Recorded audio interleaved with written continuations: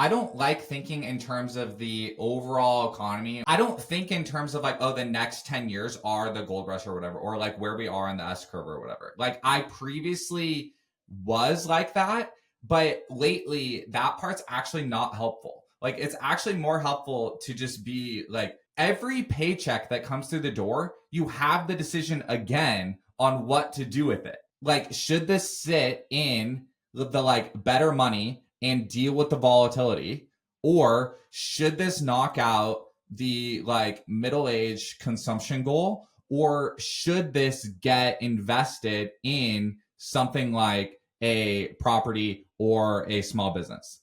And more recently, I am way more interested in the like middle-aged consumption goals or the like rental property slash like small business stuff. And I think that's because we already saved in Bitcoin. Like we already did it. And I think that doesn't mean we're going to spend down our stack that is there. It means every new piece of income that comes in, there's actually correct that hurdle rate of Bitcoin, that CAGR. Yeah, like I do think I can beat that by doing a rental property or by knocking out a consumption goal that's going to like make Sharon and I's and our kids' life better. And that's just like a very organic thing that truly has just kind of like happened. And so when I hear the like, that's where like that, yeah, that's where we're at. Yeah, and it's funny, and like because you're like you said, you're trying to talk to the average person. The average person, because again, there's so much nuance in Bitcoin and just in life in general. I think we've all kind of lost nuance in our lives to a degree. We all talk past each other, and you have this world where, again, being in real estate, you and I have been in real estate. We talked about this offline. We talked about this now a little bit. Like, you be in real estate for 10 years, you have experience raising money, doing all these things. Like, some of us might be able to raise money and have no money in the deal and have an infinite return, but the average guy at McDonald's can't, right? Like, he might not know how to do that. Right. So saving in Bitcoin might be the best thing. So I think that's this nuance. Absolutely. Exactly. And I think this is where, you just had Rajat on your channel. I just went on his channel, but we're going to record again. And something that I told him, and something when your brand, like who you are as a person, like you have influence because of like being a professional athlete, like comes with influence. And then being like a real estate investor, and you like real estate is the main way that people became millionaires in the United States for the past like X amount of years or whatever. So you going down that path, and it also is a kind of like, Bitcoiners like to talk about how like credentialism is like a negative, right? And it is. Credentialism is like frustrating, and the way that influence works in the world is completely frustrating. Absolutely. However, like influence is a very real thing. Like this is the whole thing with the just talking to politicians, like being involved in DC and stuff. Like this is how the country works. This is how influence happens. And so the fact that like just last weekend, people were in one of the most powerful cities in the world holding up the idea that a monetary system of an agreed upon monetary policy is better than a small group of individuals tinkering with the supply of what the leading currency is. That's like a hugely powerful thing.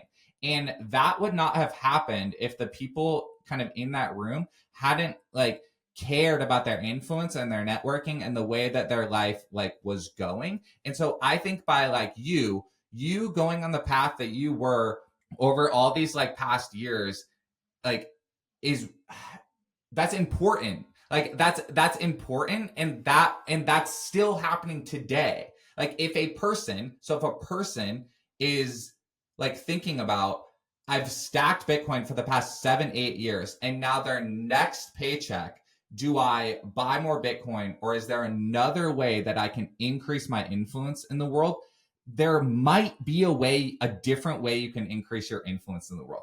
And it might be by grabbing physical ground. It might be like grabbing physical ground or grabbing a physical part of the economy and changing something in your town where you live, or learning a skill and investing in yourself to level up as a person. I think sometimes buying Bitcoin is like you're giving away a lot of your agency of the future. Like buy Bitcoin and never sell you're giving up a lot of your agency of the future. And I think sometimes that comes across as like very passive. And that's what's kind of confusing other people. And I think that's honestly what's confusing ourselves sometimes, is that if we as individuals, and I don't want this to come across as like I'm not meaning this in like a cheesy YouTube philosophy way. Like I'm truly meaning that in like a I have skill deficits. Like I've realized that I have skill deficits. So just because I made some like great decisions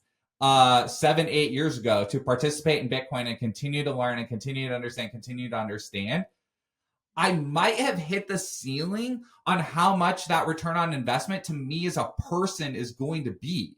Like my identity, I might have to split off from Bitcoin and focus on like leveling up in some other areas that I'm not as great at. And that's what I'm interested in, like dedicating my like financial resources to right now.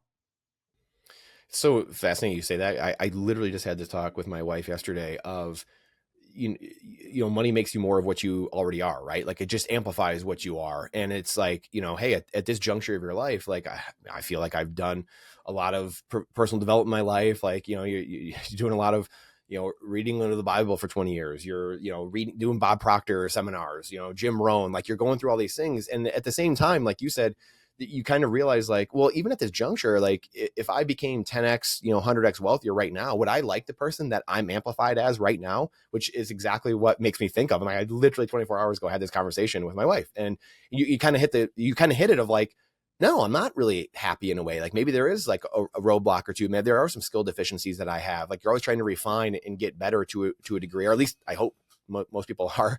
Yes.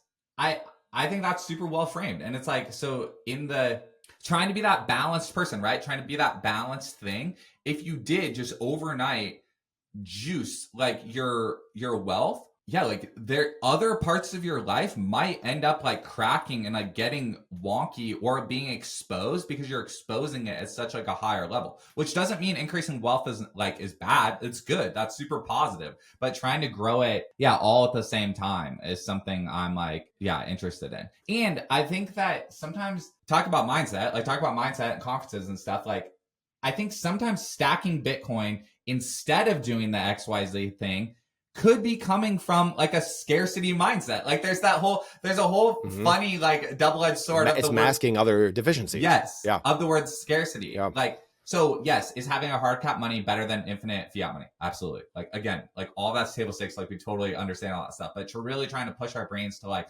what's the next thing like of that? And a simple example of this is just like you know what that little thing is in your life that is a goal that your partner has that isn't quite your favorite goal. You know what that thing is.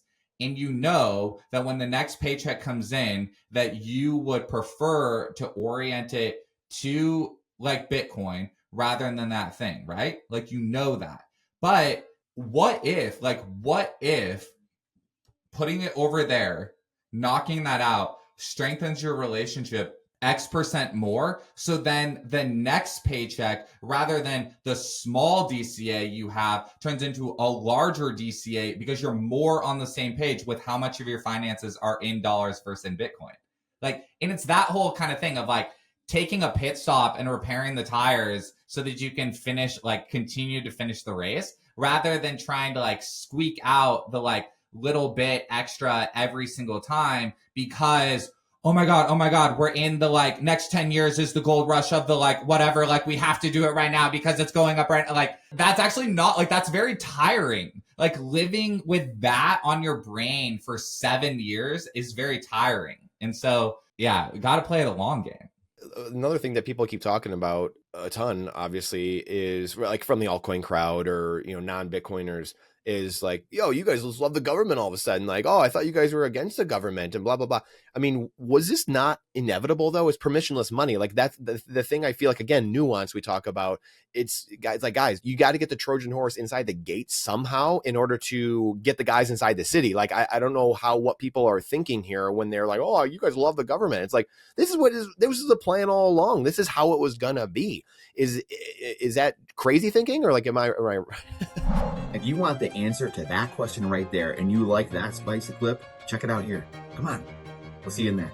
But if you want the full interview in its entirety, all the spicy clips put together, and you're not going to want to miss it, believe me, then check that out here. Come on, we'll see you in there. Do it.